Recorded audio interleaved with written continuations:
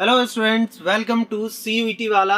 और आज के सेशन में मैं आपको कुछ चीज़ें बताने वाला हूँ। सबसे पहले कि आंसर की वगैरह कब आएगी, ऑब्जेक्शन कब रेज करने, कितने दिन का विंडो मिलेगा, फिर रिजल्ट कब आएगा, काउंसलिंग का प्रोसेस वगैरह, और अभी पेपर के लेवल वगैरह क्या चल रहे हैं। ठीक है, ये सारी चीज़ें रहेंगी। फिर कुछ बच्चे ये भी कह रहे हैं कि सर आजकल वीडियोज़ नहीं आ रहे हैं यूट्यूब पे। तो बेटा रीज़न ये है कि अगर कोई जैसे पेपर डिस्कशन है किसी चीज़ का या आंसर की है, वो हम कर रहे हैं। अब फालतू की क्या है कि लोग इसको अपॉर्चुनिटी बनाते हैं कि एग्जाम है और उस टाइम पे हम कुछ भी वीडियो डाल देते हैं, व्यूज आ जाएंगे भाई, हमारे सब्सक्राइबर बढ़ जाएंगे। वो चीज़ गलत है यार। देखो अभी बच्चों के एग्जाम है, आप लोगों के एग्जाम है, और इस टाइम पे हम आपका टाइम खराब करेंगे वीडियोस डाल डाल के फालतू के कि देखिए ये, और अंदर कुछ नहीं, एक न्यूज हो जो कि 2 सेकंड की न्यूज हो या न्यूज ही नहीं हो, मिसलीडिंग न्यूज हो, ठीक है, क्लिक बैट जिसको कहते हैं। तो फिर क्या मतलब है? कोई मतलब नहीं है। आप लोगों का एक एक मिनट अभी कीमती है, तो इस वजह से कम वीडियो आ रहे हैं, सही बताऊं तो। ठीक है, जो काम का होगा उसके लिए आपको शॉर्ट्स मिल रहे हैं, वीडियोस मिल रहे हैं। आज जैसे कुछ चीजें बतानी थी, काफी बच्चों के डाउट्स आ रहे थे, तो वो चीज मैं आपको क्लियर करता हूँ। सबसे पहले देखो आंसर की का अभी तक इनका लास्ट डेट एग्जाम का क्या है, 8 जून। मणिपुर में भी अनरेस्ट की वजह से जो डेट आई है वो वही है अपनी, 8 जून से पहले वहां पे हो जाएंगे। जम्मू कश्मीर में भी हो रहे हैं, बाकी सब जगह होपफुली 8 जून तक हो जाएंगे। आगे एक्सटेंड उस केस में हो सकता है अगर मान लो किसी सेंटर पे एग्जाम हो ही नहीं पाया, तो वो उस सेंटर पे, अगर पहले की बात है अभी 1, 2 जून, 3 जून तक अगर ऐसा कुछ इश्यू है तो वो 8 जून से पहले करा देंगे। अगर कोई ऐसा हो 7 या 8 जून को ही कोई इश्यू हो गया, तो फिर वो यानी कि फिर से पेपर कराएंगे उस सेंटर का। तो उसके लिए आपका 9 या 10 जून को या 11 जून तक पेपर हो जाएंगे। ठीक है, तो हम होपफुली यही मान के चलते हैं 8 जून तक बेटा आपके पेपर हो जाएंगे।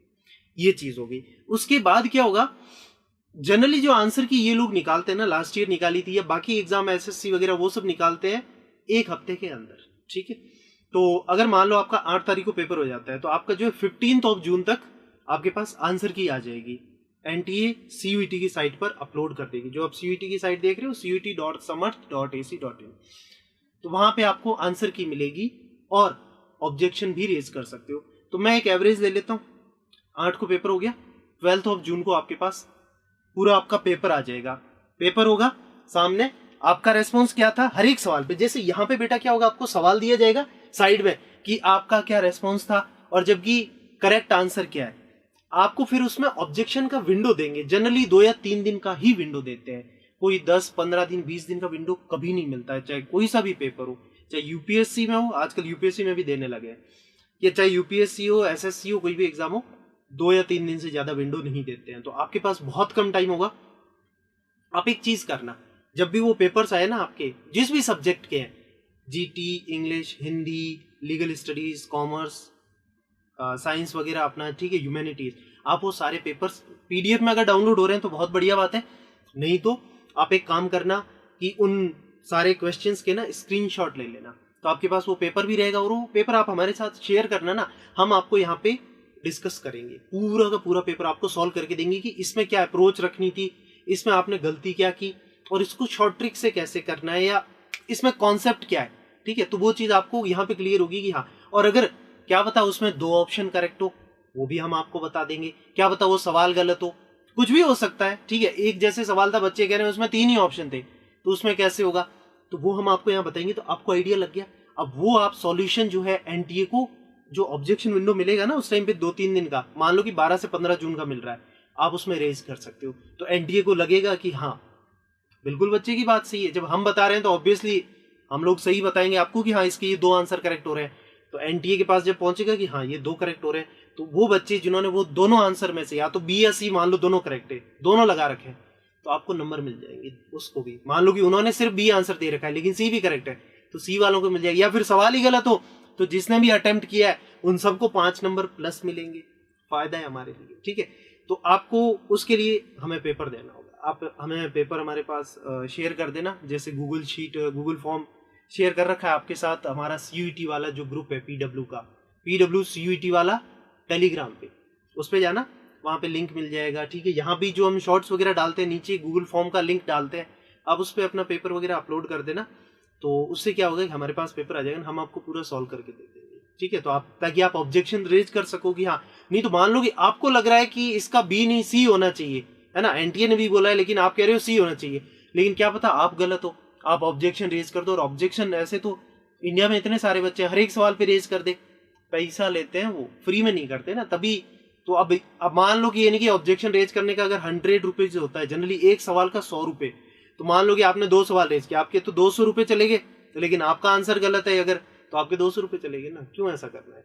तो हम आपको बताएंगे कि करेक्ट आंसर क्या है, और अगर एनटीए का आंसर सही है तो वो क्यों है भाई, है ना, और उसमें शॉर्ट ट्रिक वगैरह वो सारा हम बता देंगे, ठीक है। तो अगर अपन ये मान के चलें कि 15 जून तक है, फिर वो जो है एक नई आंसर की या तो वो निकाल देंगे या फिर कि वो फिर फाइनल रिजल्ट ही निकालेंगे।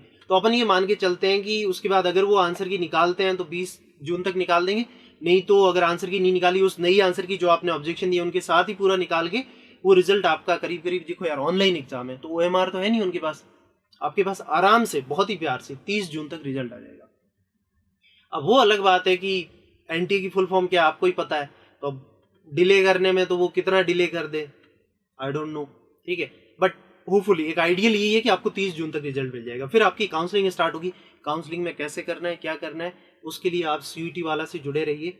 हम आपको यहाँ पे पूरा गाइड करेंगे कि ये जो फॉर्म है वो कैसे फिल करना है, कॉलेजेस कैसे फिल करने हैं, ब्रांच कैसे फिल करनी है, आपने जो कोर्सेज लिए थे उनमें कैसे, उनके अकॉर्डिंग सब्जेक्ट है उनके अकॉर्डिंग कौन से कोर्सेज लेने हैं, और उसके अलावा कि आपका जो कट ऑफ है उसके हिसाब से कौन सा क्या मिल रहा है, सब कुछ गाइड करेंगे। थोड़ा पेशेंटली वेट करना है। काफ़ी सारे बच्चे पूछ रहे हैं कि सर कैसे करना है काउंसलिंग, ये वो, बेटा आने तो दे, थोड़ा सा वेट कर, सब चीज़ों का हम जवाब देंगे ना।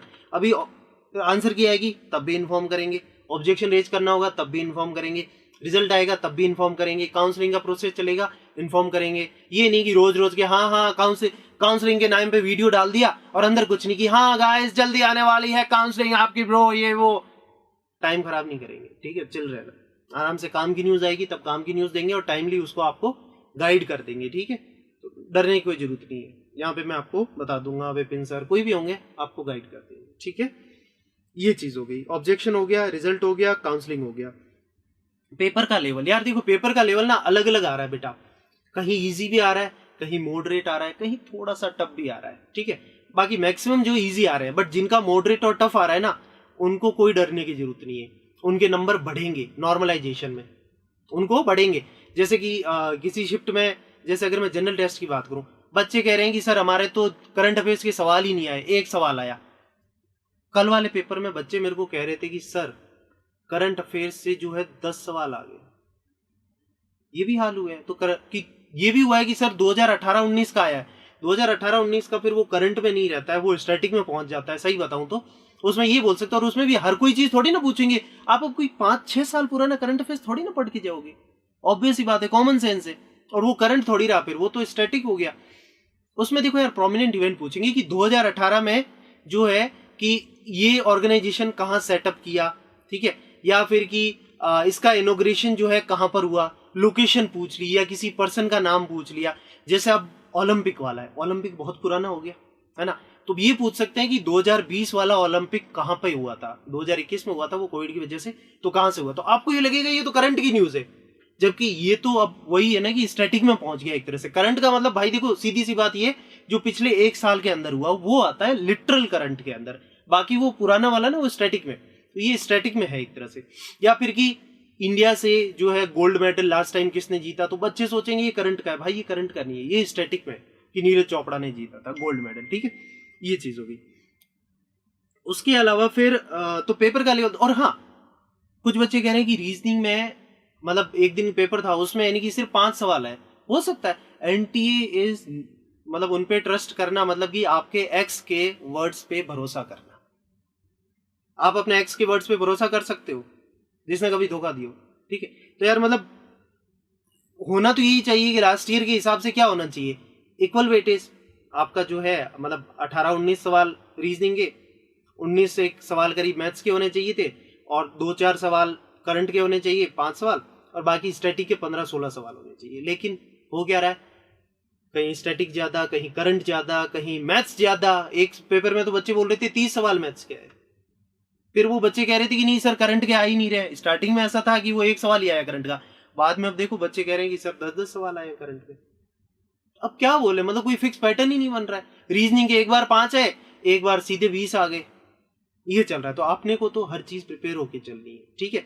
इन्होंने मैथ्स के अंदर यानी कि जो सिलेबस वैसे तो पूरा डिफाइन ही नहीं किया, अब उसमें यानी कि वैसे जो उन्होंने सिलेबस लिखा है उसमें ट्रिग्नोमेट्री नहीं आता है, ठीक है, अलजेब्रा ज्योमेट्री में नहीं आता है, क्वांट वगैरह, ट्रिग्नोमेट्री का भी 1-2 सवाल दे दिया।